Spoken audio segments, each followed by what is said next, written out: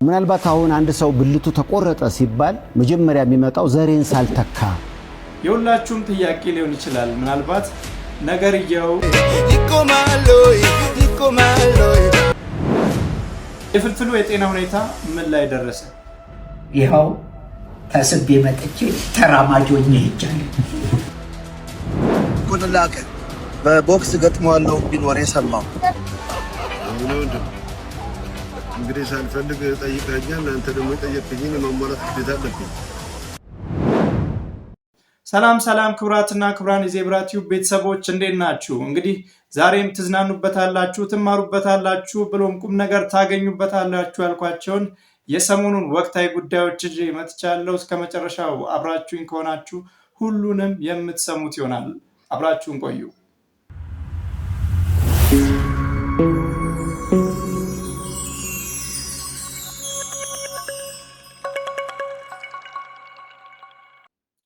ቀናችንን በሳቅ እንጀምር። እንግዲህ የኮሜዲያን ፍልፍሉን ድምፅ የሚያስመስሉ ሰዎች በዝቷል። ይህንን ሰምቶ አለማድነቅ አይቻልም። ስሙት እስቲ።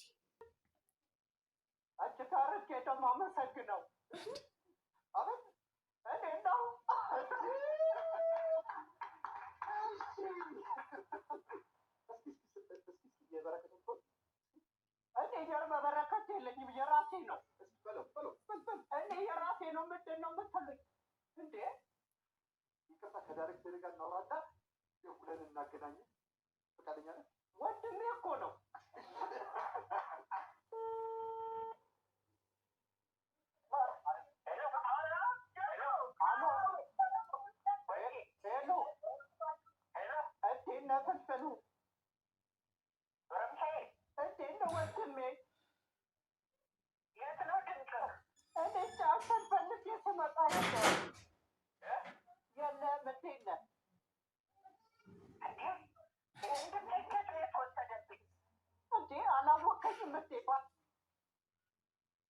እንገናኛለን።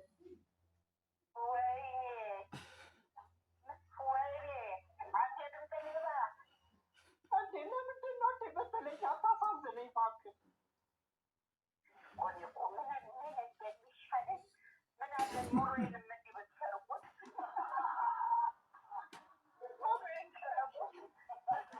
እኮ አላስታወስከኝ። የቱ ጋር ያስቀመጥከው?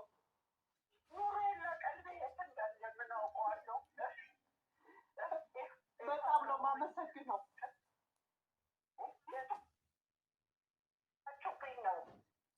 አንተ ውስጥ እኮ ነኝ።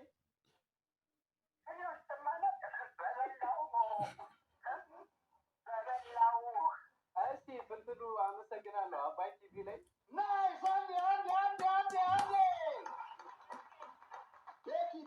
ዳዊት አባተ እባላለሁ። ዳዊት አባተ እባላለሁ።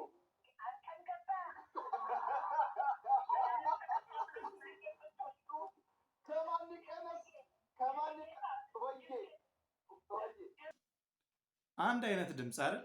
ይገርማል። በዚህ ልክ የአንድን ሰው ድምፅ ለማስመሰል መቻል ፍልፍሉ ምን ያህል ውስጡ ጠልቆ እንደገባ የሚያሳይ ነው። ከዚሁ ጋር በተያያዘ ፍልፍሉ ሆስፒታል እንዳለ ያው ሁላችሁም ታውቁታላችሁ። የጤናው ጉዳይ ምን ደረሰ ለምትሉ የምስራች ይኸው ተስቤ መጥቼ ተራማጅ ሆኜ ሄጃለሁ።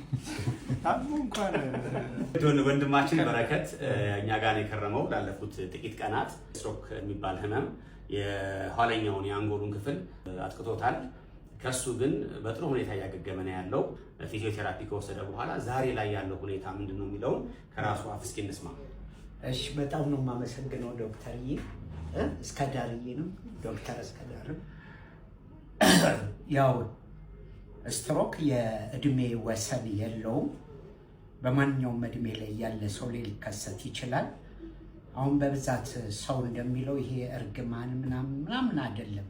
ይሄ ህመም ለማንኛውም በሽታ ነው። ሕክምናውን በስነ ስርዓት ከተከታተሉ ሊሻል ይችላል። አሁንም የደረሰብኝ ስትሮክ ከኋላ ነበረ። አሁን በፊት መራመድ አልችልም ነበር። ይሄው አሁን መራመድ እችላለሁኝ። ትንሽ አሁን የጎደለኝ ባላንስ ማድረግ ነው። ይህንንም በ10 ቀን ውስጥ ፊዚዮቴራፒ አክሶል የስትሮክ ማዕከል በመገኘት በመከታተል ድኛለሁኝ። ኑና ታከሙ። በተለይ ደግሞ ልክ እንደኔ የስኳርና የግፊት ህመምተኞች ካላችሁ በመከታተል ቀድሞ በመድረስ እንደዚህ ነገሮች ሳይገባ መዳን ይቻላል። ስለዚህ አደራ ነው የምለው። ማንኛውም የእድሜ ገደብ አይለየውም፣ ስትሮክ ይመጣል። ስለዚህ ህክምናችንን እንከታተል። አክሱን የስትሮክ ሴንተርን ከልብ አመሰግናለሁ። ይኸው ተስቤ መጥቼ ተራማጅ ሆኜ ሄጃለሁ።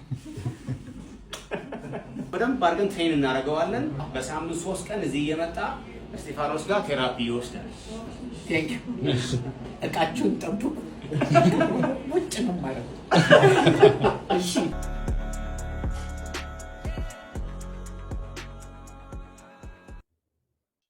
አዎ እንዳያችሁት በመልካም ጤና ላይ ይገኛል። እግዚአብሔር ጨርሶ ይማረው። በቅናት መንፈስ ተነሳስታ የባሏን ብልት ቆረጠች የሚል ዜና አንድ ሰሞን መነጋገሪያ ሆኖ እንደነበር ይታወቃል።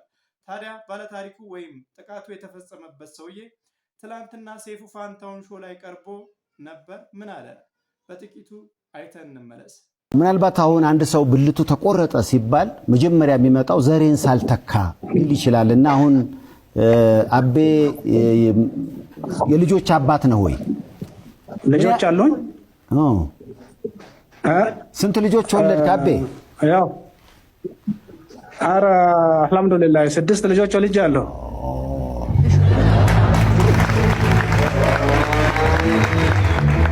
እንደደወለ በቃ ቶሎ እንዳይደማም የተቆረጠው ፓርት ይዛችሁ በፕሬሸር የተቆረጠውንም ደግሞ በፕላስቲክ ውስጥ ፕላስቲክ ውስጥ አርጋችሁ ይዛችሁ ነው ኋላ ያው በ3 ሰዓት ውስጥ እንዳልኩ ሰዓቱ በጣም ሴንሲቲቭ ነው። በጣም ወሳኝ ነገር ነው ለኛ። የተቆረጠውን ነገር በጎዝ ወይ በጨርቅ ጠቅልሎ ፕላስቲክ ውስጥ ንጹህ ፕላስቲክ ባግ ውስጥ ማድረግ። ከዛ እሱን ደግሞ ፕላስቲክ ባጉን እንዳልኩ ደብል ባግ ነው። ስለዚህ በረዶ የተደረገበት።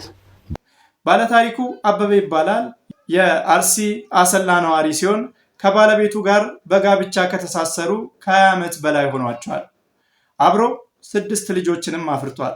እሱ እንደሚለው ከሆነ እንግዲህ ብልት እስከ ማስቆረጥ የሚያደርስ ምንም አይነት ጠብ በመካከላቸው እንዳልነበር፣ ምናልባት በስራ አጋጣሚ ከሰዎች ጋር ባለኝ ቅርርብ ሌላ ሰው ሊያገባ ነው ብላ በመጠርጠር በቅናት መንፈስ ተነሳስታ ያደረገችው ነው ብሏል።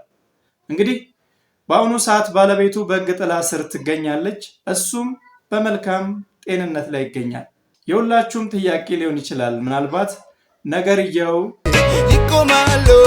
ይቆማል ለምትሉ መልስ ሰጥቷል። ጠዋት ያው ተነስቶ ወደ ላይ የማቆም ስሜት አለው። አዎ ይሰራል ማለት ነው። እንግዲህ ገና 16 ልጆችን እወልዳለሁ እያለ ነው እሱ። ተከታዩ መረጃ ወደ ኤምኤምኤ ፋይት ጉዳይ ይወስደናል። መኮንን ላከና ደረጀ ካልተፋየትን እያሉ ነው። ይህ መልእክት ለመኮንን ላከ ነው። መኮንን ላከ በቦክስ ገጥመዋለሁ ቢኖር የሰማው አረፈ በተቀመጠ አይሻልም? ቤተሰብን ብታስተዳድር አይሻልም? ስችህ 6 ወር ትተኛለህ። እዚህ ላይ አስቀምጬህ እረሳሃለሁ ነው ያለ ቪዛ ዱባይ ምናምን ሄድ ፈልጋለሁ። ለማንኛውም አርፈህ ብትቀመጥ እወዳደራለሁ ካልክ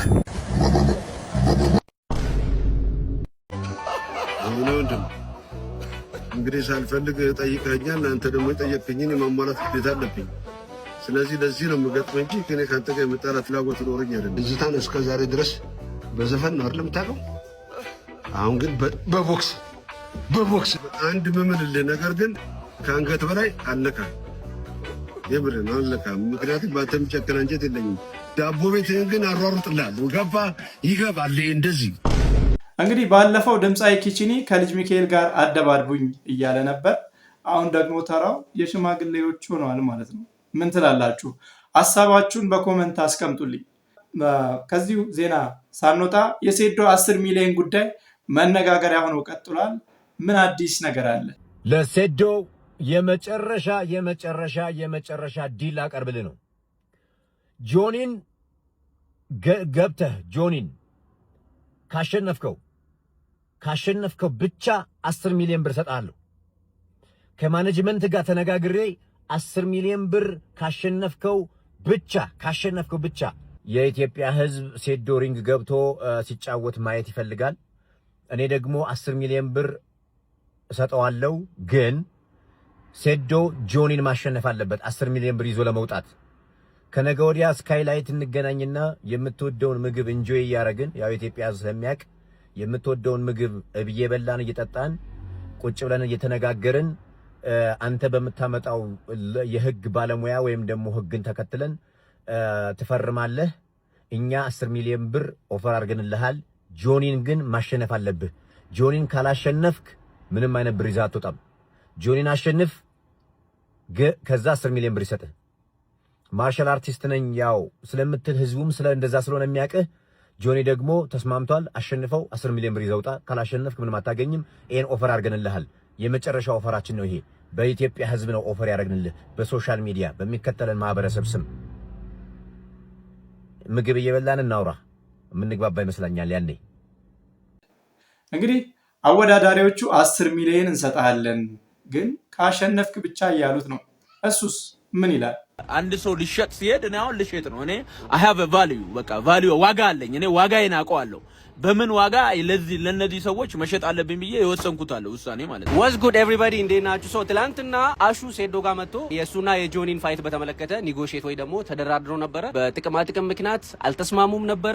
ያ ነገር ያልተስማሙበት ነገር ምንድነው የሚለውን ለማወቅ ሴዶ ጋር መተናል። ኪንግ ኢዝ ሂር። yes ኪንግ ኢዝ ሂር። እየፈሩ ነው፣ እየተንበጫበጩ ነው። አዘጋጁ ልጁ ማለት እንዴት እንደሆነ ልጁ ደግሞ የሆነ እኔ እንጋጠም ስለው ይሸሻል። እነሱ ደግሞ በብር አልተስማሙም ምናምን ሲባል ደግሞ ሴዶ ፈራኝ ነገርኳችሁ ምናምን ይላል። ቪዲዮ ሁሉም ሰምቶታል። ሄዶ ከነቃተ ጋር ይግባ ብሎ የሰራው ቪዲዮ ራሱ ላይ አለ።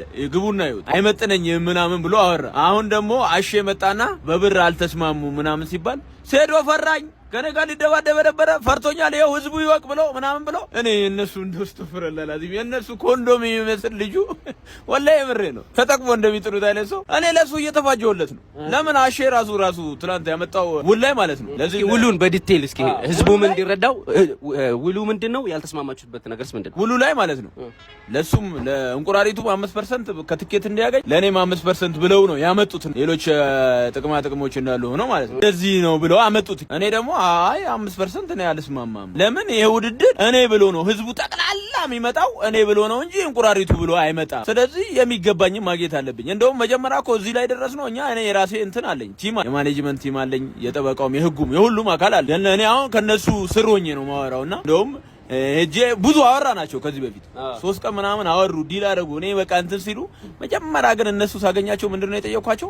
እኔ ከሚሸጠው ከትኬት ላይ 10 ሚሊዮን ብር እፈልጋለሁ አልኳቸው። በቃ ግጥ የመጀመሪያ እሱ መጀመሪያ ከትኬቱ 10 ሚሊዮን ከዛ በኋላ ለህዝቡ ብዬ በ5 ሚሊዮን ይሁን ብለ ነበር። እሱ እኮ ሌላ ዲል ነው እኮ እሱ እኮ ዲል ነው። በቃ ፋይቱ ነው እሱ ኦፈር እነሱ ያቀረቡት ለፋይቱ ነው። እሱ ተፋይተ ተጋጭተ ተደባድበ የምታገኘው ብር ነው። እዚህ ጋር አይገባም ማለት ነው። እኔ አሁን እነሱ እንደውም እኮ ፕሮፌሽናል ምን እንደሆነ ስለማያውቁ በፕሮፌሽናል መንገድ እንደዚህ ነው የሚሰራው ብዬ ቢዝነስ እያሳዩዋል። እኔ እየጠየቅኩ ያለሁት ዓለም ላይ ያለ ነገር በቃ አንድ ሰው ሊሸጥ ሲሄድ እኔ አሁን ልሸጥ ነው። እኔ I have a value በቃ ቫልዩ ዋጋ አለኝ። እኔ ዋጋዬን አውቀዋለሁ።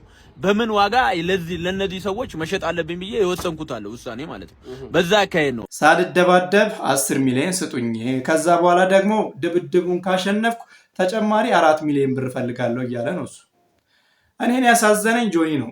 እሱን ለመቀጥቀጥ ለመደብደብ እንደቋመጠ መቅረቱ የፈለገው ጀስት ብቻ ኬጅ ውስጥ አስገቡልኝ ሴዶ ከኔ አጠገብ። ይሄኔ እኮ ጋይስ 100,000 ብር ሰተነው 10 ሚሊዮን ነው የምንለው። ላይክ በምን ያውቃል? አውዲ ነው። Was good everybody እንዴት ናችሁ? ሶ ዛሬ የምንገኘው ከጆኒ ጋር ነው። ሶ ትላንትና አሹ ሴዶ ጋር ሄዶ ነበረ በፋይቱን በተመለከተ ኮንትራክት ለመፈራረም አልተስማማም ነበረ በብሩ ምክንያት። ሶ እኔ ዛሬ እሱ ጋር ሄጄ ነበረ። ፈርቼ ሳይሆን ብሩ ስለማይመጥነኝ ነው ከትኬቱ 10% ፈልጋለሁ ብሏል እንጂ ፈርቼ አይደለም እያለ ነው። ሶ ምን ትላለህ? ብር ሳይሆን የምጠይቀው ከፋይቱ በፊት ሴዶ የአይኪው ቴስት ይሰድ ቁጥር እንደሚችልና እንደሚያውቅ በደንብ አድርጎ ግልጽ ያርግልን። የሚገባኝን የጠየኩት ትኬት እነሱ በደንብ ይሸጣሉ 100 ሚሊዮን ምናምን እያለ ነው። ከየት ነው የሚያመጣው ይሄን ቁጥር? ነው እኮ የሰውዬ 100 ሚሊዮን ምናምን ሴዶ እዛ ሰፈር ውስጥ ራንደምሊ ማንም ሰው በቃ ልምከር እያለ ሲወስድ በሁሉም ሰው አትታለል። this is literally አንተ MMA debut fight ነው። ይሄን ያህል መጠየቅህ like አንተ ኖርክ አልኖርክ እኛ we will sell out the tickets I promise you we don't need your ምንም የምታመጣው ነገር የለም to the table it's just yeah በቃ it's more entertaining አንተ ስትመታቡ ሰው ማየት ይፈልጋል ያንን ሰርቪስ ለህዝቡ ለመስጠት በሚል ነው እንጂ አንተ ቲኬት ትሸጣለህ like you don't really have ያለህን ፓወር እንደምታስበው አይደለም like without you this will sell people want to see fights like አንተ ስትቀጠቀጥ ማየት ሌላ ነገር ነው of course I won't deny that ሰው ማየት ይፈልጋል ግን ሴዶ የለምና ቲኬት አይሸጥ የሚባል ነገር doesn't make any sense no one believes this አንተም ራስን ሞኙና አታታል በቃ take the opportunity ተሰጠህን because once it's gone መቼም አታገኘው ናጊች ደግሞ like ግባ አሁን ለምሳሌ ህዝቡ የሱን ፋይት ማየት ስለሚፈልግ ግባና ካሸነፍኩ 10 ሚሊዮን እንሰጣለን ብሎታል እንትላለህ ስለሱ የፈለገው just ብቻ ኬጅ ውስጥ አስገቡልኝ ሴዶ ከኔ አጠገብ እኔና እሱ እንደምን ይግባል 40 ሚሊዮን 50 ሚሊዮን በፖሊስ ይግባልኝ ይያለ 100 ሚሊዮን ይከፈለው የኔ እኮ ጋይስ 100 ሺህ ብር ሰጥተነው 10 ሚሊዮን ነው የምንለው like ምን ያውቃል አውዲ ነው ለምን ዝም ብለን እንስታንረው አሁን እንግዲህ በዚህ አይነት ሁኔታ ላይ ይገኛል የሴዶና የጆኒ የኤምኤምኤ ፋይት ጉዳይ። ለማንኛውም የዛሬው ቪዲዮቻችን እኚህን ይመስሉ ነበር። ከወደዳችሁት ላይክ እና ሼር ማድረግ እንዳትረሱ። ለቻናላችን አዲስ ከሆናችሁ ደግሞ ሰብስክራይብ እንድታደርጉ ግብዣይ ነው። በሌላ መረጃ እስክንገናኝ መልካም ጊዜ። ቻው ቻው።